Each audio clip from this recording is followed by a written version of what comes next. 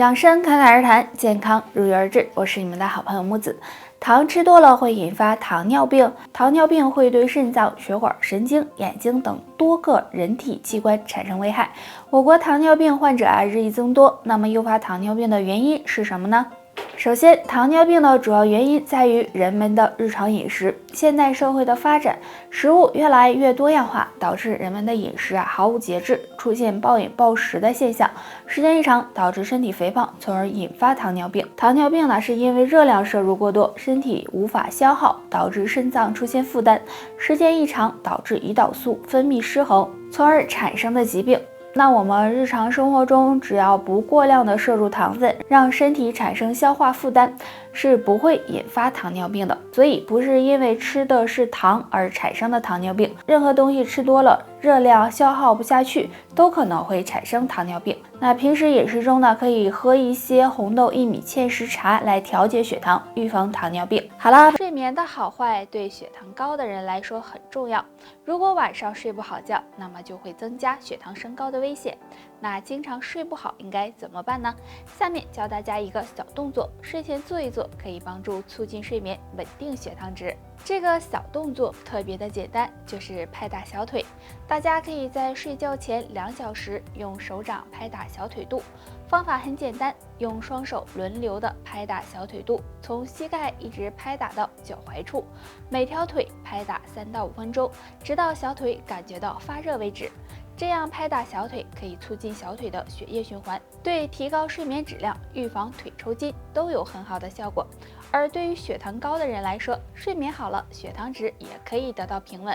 除了用这个小方法外，经常失眠的朋友还要注意，睡觉前不要玩手机，不要开灯睡觉，还有枕头不要太高，要不然容易导致大脑缺氧，也会影响睡眠质量，是一种很正常的生理现象。运动、干活或者是天太热，都可能会有出汗的现象。只是有的人出汗少，而有的人呢，出汗就像下雨一样。那这是怎么回事呢？哪种人更好呢？其实我们每个人的体质都是不一样的，所以呢就会有出汗多和出汗少的情况。比如身体肥胖的人，那么就很容易出汗，或者是在特殊情况下也会有出汗多的问题。但只要是在机体正常的情况下，对身体呢是没有伤害的。而有的人很难冒汗，这是什么原因呢？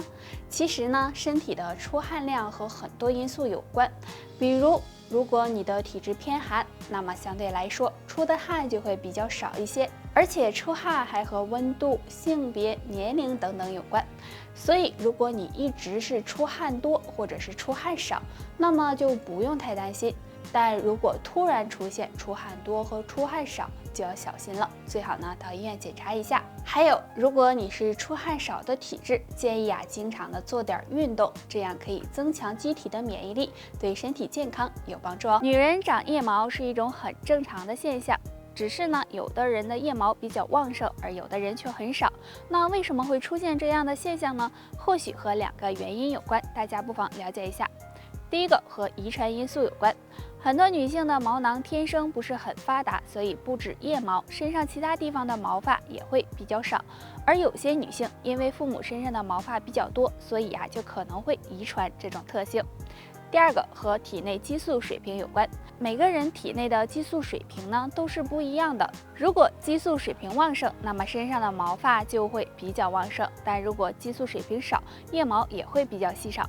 那腋毛有很好的排汗和保护皮肤的作用，所以腋毛旺盛的女性不要将它刮掉。但如果有腋臭的，建议呢还是刮掉比较好，以免加重腋臭。生活中不好的生活习惯和饮食习惯都会给肠胃造成伤害。那俗话说胃病3分治7分养，所以养胃很重要。而养胃呢要靠自己，可以通过食疗的方法，常用下面这2物泡水喝，有很好的养胃护胃的作用。1. 丁香。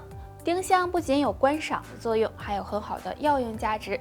丁香中含有丁香酚和丁香挥发油，有很好的健脾养胃、散寒止痛的功效。那肠胃不好的朋友，经常用丁香泡水喝，可以缓解腹部胀气，增强消化能力。除此之外呢，还能够抑制幽门螺杆菌的生长。2. 洋甘菊，洋甘菊也有很好的养胃效果。洋甘菊中含有丰富的多糖苷类物质，能够抑制幽门螺杆菌的繁殖。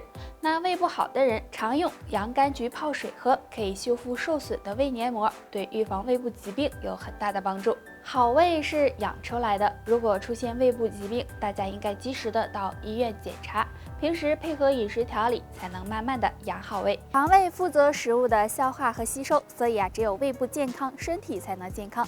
但我们日常的一些小习惯都会损害肠胃健康，那胃不好怎么办呢？